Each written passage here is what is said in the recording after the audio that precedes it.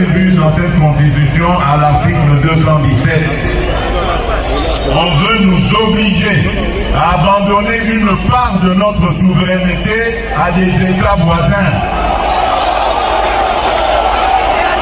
Et on nous dit que nous n'avons pas le droit de revoir ça. Qui est celui-là qui va m'interdire, moi, le garant de la nation, à ne pas faire?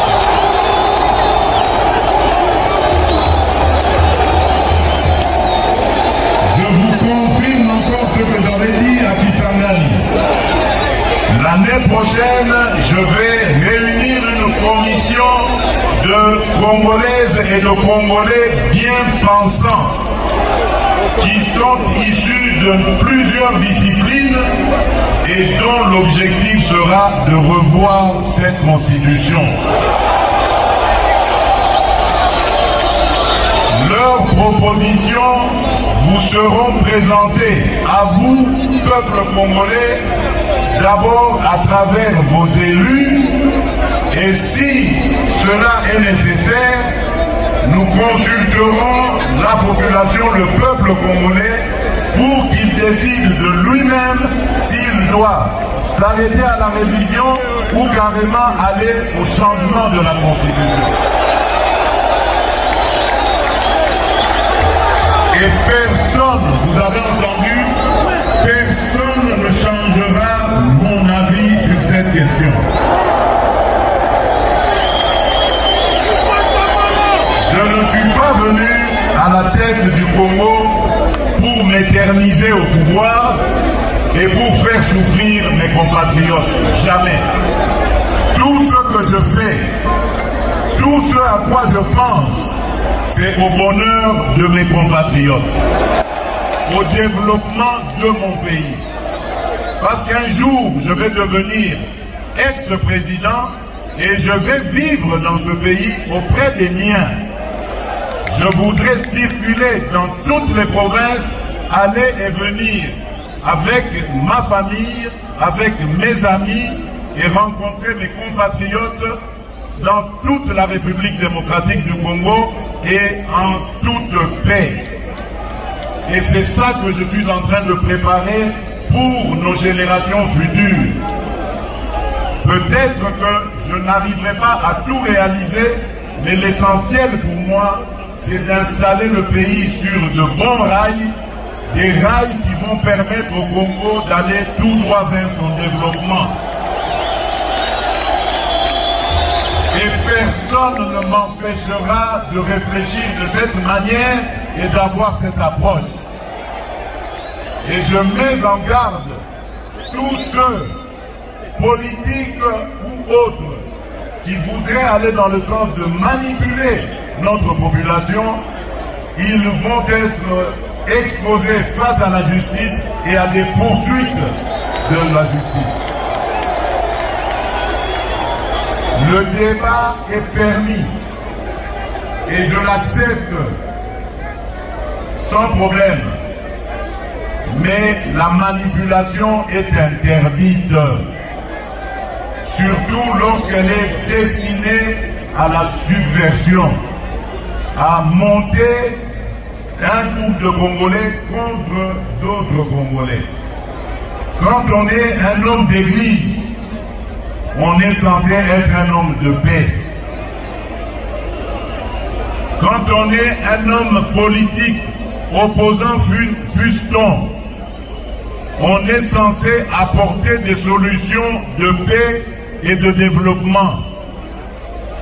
On ne peut pas manipuler ses compatriotes pour les amener à se déchirer, voire même à s'entretuer.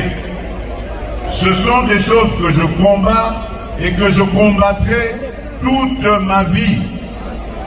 Je n'ai pas commencé à combattre le tribalisme seulement quand je suis devenu président de la République. J'ai combattu le tribalisme avant d'être président de la République. Ce n'est pas quand je suis devenu président que j'ai commencé à combattre l'injustice. J'ai commencé à combattre l'injustice depuis mon enfance, depuis avant même que je ne sois président de la République. Et ça ne va pas s'arrêter parce que quelques individus mal intentionnés et surtout manipulés par des officines étrangères vont m'intimider.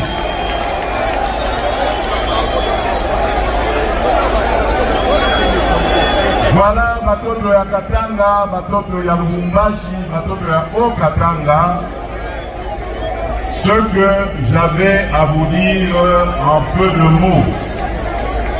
Je suis venu. Je viens de suivre le second discours de M. Tshisekedi sur le changement de la Constitution à partir de Lubumbashi après celui de Kisangani. Un discours qui oscille entre les mensonges et les menaces en guise d'argument pour justifier le changement de la constitution de notre pays. Ce qui déshonore à la fois la fonction, mais discrédite alors complètement le projet. Qui vous a dit, M. Tshisekedi, que vous avez la charge de limiter l'étendue du débat sur le projet funeste de changer la constitution de notre pays en menaçant de poursuite les opinions contraires sous le prétexte fallacieux de la manipulation? La manipulation, laissez-moi vous dire, Monsieur le Président, c'est lorsque vous essayez de faire croire à toute la nation congolaise que c'est la Constitution qui vous empêche de lutter contre la corruption, les détournements et les gabegies financières coutumières à votre régime et auxquels se livrent quotidiennement vos proches, vos amis et vos collaborateurs. La manipulation, Monsieur le Président de la République, c'est lorsque vous essayez de faire croire que c'est la Constitution qui vous empêche d'améliorer la condition sociale des Congolais, accroître leur pouvoir d'achat, créer des emplois pour les jeunes, donner de l'eau, de l'électricité, construire les routes, les hôpitaux, les écoles de qualité pour tous les Congolais. La manipulation, Monsieur le Président de la République, c'est lorsque vous essayez de faire croire encore que c'est la Constitution qui vous empêche de ramener la paix à l'Est et de recouvrer la souveraineté sur les territoires occupés, alors qu'en réalité, vous bénéficiez de plein pouvoir et tous les moyens consacrés par notre Parlement à la lutte contre ce fléau qui déchire notre pays, n'ont pas, à ce jour, donné des résultats probants. La manipulation, Monsieur le Président de la République, c'est lorsque vous versez dans une interprétation tout à fait iconoclaste de l'article 217 de la Constitution, par un faux bruit, en faisant croire que cet article expose le Congo à céder des territoires à des États voisins. Sinon, M. Etienne Tshisekedi, dont vous portez fièrement le nom, n'aurait pas proposé la même disposition à l'article 69 de la Constitution du 24 juin 1967, dont il était co-rédacteur sous la Deuxième République avec le président Mobutu. La manipulation, Monsieur le Président de la République, c'est lorsque vous inoculez la peur dans la population au lieu de la rassurer, alors que vous consacrez l'essentiel de vos déplacements à l'étranger, alors que vous dirigez un gouvernement dont la survie tient en partie de la solidarité internationale, à l'exemple du dernier accord que vous venez de signer avec le Fonds monétaire international. La manipulation, enfin, Monsieur le Président de la République, c'est lorsque prenant les enfants de bon Dieu pour des canards sauvages, en feignant d'ignorer qu'un changement de la Constitution conduit à une nouvelle Constitution dont le bénéfice est strictement personnel, et remet les compteurs à zéro, en faisant sauter le verrou de l'article 220 pour vous permettre de solliciter un troisième mandat, là où les Congolais ont voulu justement que plus personne ne puisse exercer plus de 2 mandats à la tête de notre pays.